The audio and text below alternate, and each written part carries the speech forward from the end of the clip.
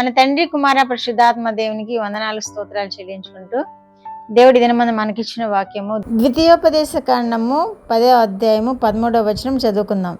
నీ మేలు కొరకు నేడు నేను నీకు ఆజ్ఞాపించి యెహోవా ఆజ్ఞలను కట్టడలను అనుసరించి నడుచుకుందునను మాట కాక నీ దేవుడైన యెహోవా నిన్ను మరి ఏమి అడుగుచున్నాడు? దేవుడి వాక్యం ద్వారా మనల్ని దీవించునుగాక. మనమే అస్తమానం దేవుణ్ణి అడుగుతూ ఉంటాం ప్రార్థనలో. నాకు అది కావాలి ప్రభువా, ఇది కావాలి ప్రభువా, నాకు అది చేయి ప్రభువా, ఇది చేయి ప్రభువా, నా పిల్లలకు అది చేయి ప్రభువా, నాకు ఇది చేయి ప్రభువా, నాకు ఆరోగ్యం బాగు చేయి ప్రభువా, నాకు సమృద్ధి అయిన ఆహారం ఇవ్వు ప్రభువా. ఇవే అడుగుతూ ఉంటాం. ఎప్పుడు మనము దేవుని సన్నిధిలో చేరి దేవుని స్తుతిస్తూ కూడా మనం విజ్ఞాపన ఎక్కువగా చేస్తూ ఉంటాం, దేవుణ్ణి అడుగుతూ ఉంటాం.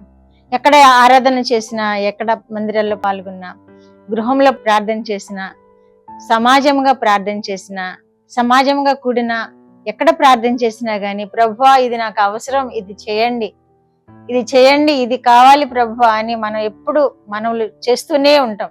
దేవుడు మనల్ని కూడా కోరుకుంటున్నాడు. ఇది కాక నేనేం అడుగుతున్నాను నిన్ను? మనం కోరికలన్నీ తీరుస్తాడు దేవుడు. మనం దేవుని కోరిక తీరుస్తున్నామా? ఒకసారి ప్రశ్నించుకుందాం. ఈ కట్టడలను, ఈ ఆజ్ఞలను అనుసరించడం తప్ప నేను మిమ్మ నుండి ఏమి కోరుతున్నాను అని దేవుడు ప్రశ్నిస్తున్నారు. ఆయనకి ఇష్టమైన బిడ్డగా జీవించడం తప్ప నేనేం కోరుకుంటున్నా మీ దగ్గర నుండి అని ప్రశ్నిస్తున్నారు.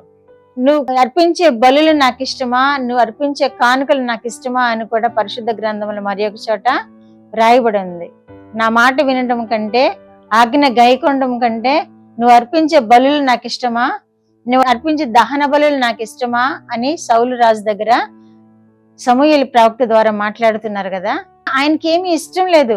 ఏమిటది? ఆయన మాట వినాలని, ఆయన ఆజ్ఞలను గైకొనాలని ఆయనకి ఇష్టం. అదే కదా ఇది అక్కడ అడుగుతుంది. అదే కదా నేను కోరుకుంటున్నాను నీ ఎదుట, నీ నిమిత్తమై అడుగుతున్నారు. కాబట్టి మనము ఎన్నో అడుగుతాము, ఎన్నో ఆశీర్వాదాలు ఇస్తూ ఉంటాడు దేవుడు. మనం ఈ విధంగా జీవించగలుగుతున్నామంటే ఆయన ఆశీర్వాదాలే. మనం ఈ క్షేమంగా జీవించగలుగుతున్నామంటే దేవుని ఆశీర్వాదాలే. మనము సుఖంగా జీవిస్తున్నామంటే దేవుని కృపయే. కానీ ఆయన అడుగుతున్నది కూడా మనం నెరవేర్చాలి. నువ్విచ్చే బలులు నాకు ఇష్టమా, నువ్విచ్చే దహన బలులు నాకు ఇష్టమా, నా మాట వినుటయు నా ఆజ్ఞ గైకొనుటయు ఇదే కదా నేను కోరుకుంటున్నది అని దేవుడు అడుగుతున్నాడు. కాబట్టి మనము ఆయన మాట వినినప్పుడు, ఆయన ఆజ్ఞను నెరవేర్చినప్పుడు దేవుడు మనల్ని సంతోషపరుస్తారు. మనము సంతోషపెట్టే వారముగా ఉంటాం దేవుణ్ణి. మన ఎడల ఎప్పుడు దేవుడు సంతోషపడతాడు అంటే ఆయన మాట వినినప్పుడు, ఆయన ఆజ్ఞలను గైకొన్నప్పుడు.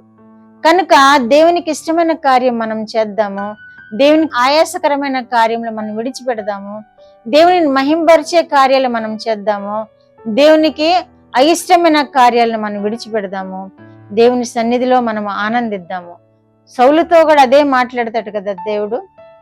కనుక మనము వీటన్నిటిని మర్చిపోకుండా, ఆజ్ఞలను మర్చిపోకుండా, దేవుని కట్టడలను మర్చిపోకుండా, ఆయన మాట మర్చిపోకుండా మనం సదాకాలము ఆయన ఎదుట జీవిస్తూ ఆయన మహిమార్థమై జీవించినప్పుడు ఆయనకు సంతోషాన్ని కలిగిస్తాము. అప్పుడు ఇంకా మనల్ని హెచ్చిస్తారు, మనల్ని ఇంకా ఆశీర్వదిస్తారు, సర్వ సంపదలతో మనల్ని తృప్తిపరుస్తారు.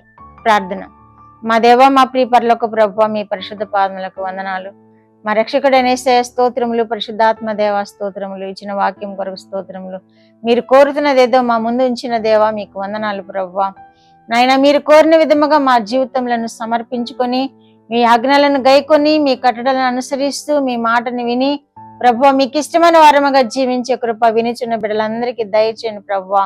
అప్పుడు మెండైన ఆశీర్వాదాలు మీరు ఇస్తారు ప్రభువా, బహుగా దీవిస్తారు ప్రభువా, అడిగిన ప్రతి అవసరతను తీరుస్తారు ప్రభువా. మీకు కృపలో జ్ఞాపకం చేసుకుని వింటున్న బిడ్డలందరినీ మీరు దీవించండి, ఆశీర్వదించండి. వారి మనలు ఏమై ఉన్నావో, వారి కోరికలు ఏమై ఉన్నావో వాటిని తీర్చండి, మీరే మహిమ పొందండి.